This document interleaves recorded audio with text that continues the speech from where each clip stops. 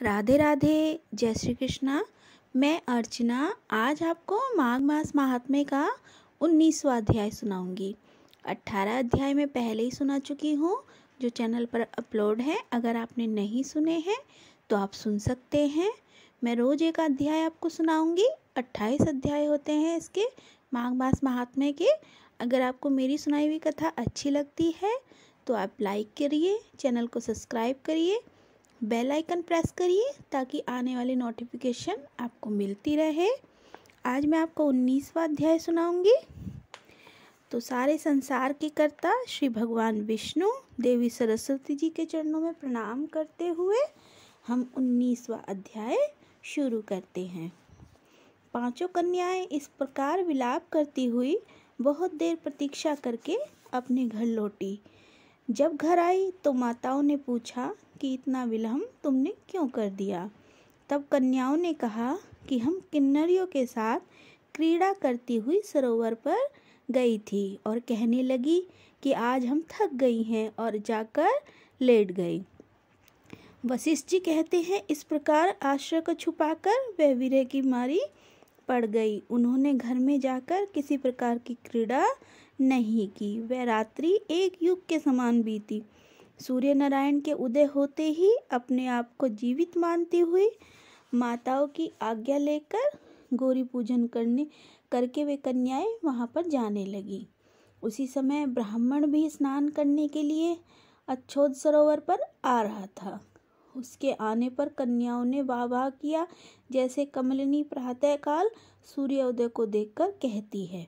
उसको देखकर उनके नेत्र खुल गए और उस ब्रह्मचारी के पास गई। आपस में एक दूसरे का हाथ पकड़कर चारों तरफ से उसको घेर लिया और कहने लगी कि मूर्ख, उस दिन तू भाग गया था, आज नहीं भाग सकता। हम लोगों ने तुमको घेर लिया है। ऐसे वचन सुनकर बाहुपास में बंधे हुए ब्राह्मण ने मुस्कुराकर कहा, तुमने जो कुछ कहा सो ठीक ही है, परंतु मैं तो अभी विद्याभ्यासी हूँ और ब्रह्मचारी हूँ। गुरुकुल में मेरा विद्याभ्यास पूरा नहीं हुआ। पंडित को चाहिए कि जिस आश्रम में रहे उसके धर्म का पालन करे। इस आश्रम में मैं विवाह करना धर्म नहीं समझता। अपने व्रत का पालन करके और गुरु की आज्ञा पाकर ही मैं विवाह कर सकता हूँ, पहले नहीं कर सकता। यह बात सुनकर वह कन्या इस प्रकार बोली जैसे बैसाख मास में कोयल बोलती है। वह कहने लगी कि धर्म से अधर्म और अर्थ से काम और काम से धर्म के फल का प्रकाश होता है। हम काम सहित धर्म की अधिकता से आपके पास आई हैं, सो आप पृथ्वी के सब भोगों को भोगिए। उस ब्राह्मण ने कहा कि तुम्हारा वचन सत्य है, किंतु मैं अपने व्रत को समाप्त करके ही विवाह कर सकता हूँ, पहले नहीं कर सकता। तब वे कन्याएं कहने लगी कि मूर्ख हो, अनोखी औषधि, ब्रह्म बुद्धि, रसायन सिद्धि, अच्छे कुल की सुंदर नारियां तथा मंत्र जिस समय प्राप्त हो तभी ग्रहण कर लेना चाहिए। इसी से कार्य को टालना अच्छा नहीं होता। केवल भाग्य वाले पुरुष ही प्रेम से पूर्ण अच्छे कुल से उत्पन्न स्वयं वर चाहने वाली कन्याओं को प्राप्त होते हैं। कहाँ हम अनोखी सुंदर नारियां, कहाँ आप तपस्वी बालक। यह बेमेल का मेल मिलाने में विधाता की चतुराई ही है। इस कारण आप हम लोगों के साथ गंधर्व विवाह कर लें। इनके ऐसे वचन सुनकर उस ब्राह्मण ने कहा कि व्रती रहकर इस समय विवाह नहीं करूँगा, मैं स्वयंवर की इच्छा नहीं करता। इस प्रकार उसके वचन सुनकर उन्होंने एक दूसरे का हाथ छोड़कर उसको पकड़ लिया। सुशील और सुस्वरा ने उसकी भुजाओं को पकड़ लिया।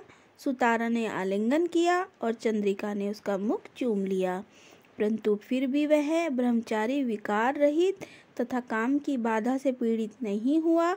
और फिर उसने क्रोधित होकर उनको श्राप दिया कि तुम डायन की तरह मुझसे चिपटी हो, इस कारण तुम पिशाचनी हो जाओ। ऐसे श्राप देने पर वह उसको छोड़कर अलग खड़ी हो गई। उन्होंने कहा कि हम निरपराधियों और वृद्धा क्यों श्राप दिया। तुम्हारी इस धर्मज्ञता पर धिक्कार है। प्रिय करने वाले से बुराई करने वाले का सुख दोनों लोकों में नष्ट हो जाता है, इसलिए तुम भी हम लोगों के साथ पिशाच हो जाओ। तब वे आपस के क्रोध से उस सरोवर पर पिशाच पिशाचनी हो गए। बस पिशाच पिशाचनी कठिन शब्दों से चिल्लाते हुए अपने कर्मों को भोगते लगे।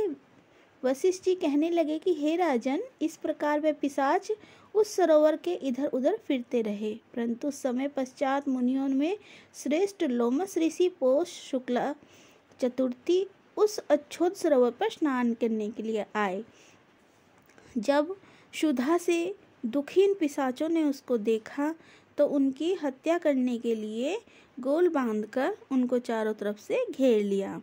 वेद निधि ब्राह्मण भी वहां पर आ गए और वे लोमस ऋषि के तेज के सामने ठहर न सके और दूर जाकर खड़े हो गए। वेद निधि हाथ जोड़कर लोमस ऋषि से कहने लगे, भाग्य से ही ऋषियों के दर्शन होते हैं।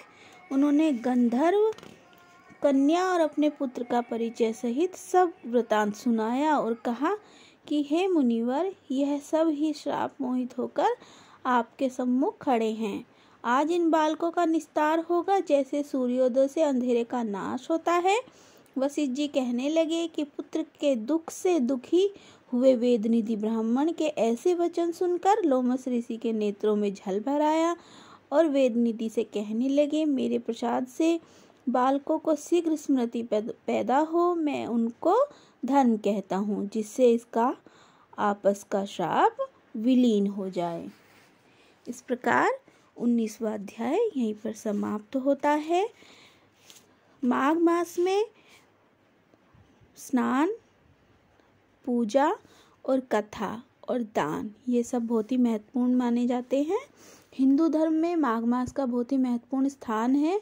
इसमें जितना दान किया जाए, जितना कथा और पूजा पाठ किया जाए उतना कम मानते हैं।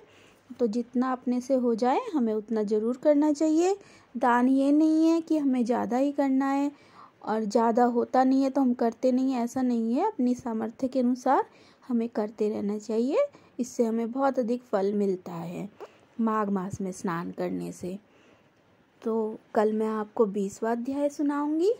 आज 19 अध्याय पूर्ण हुए हैं।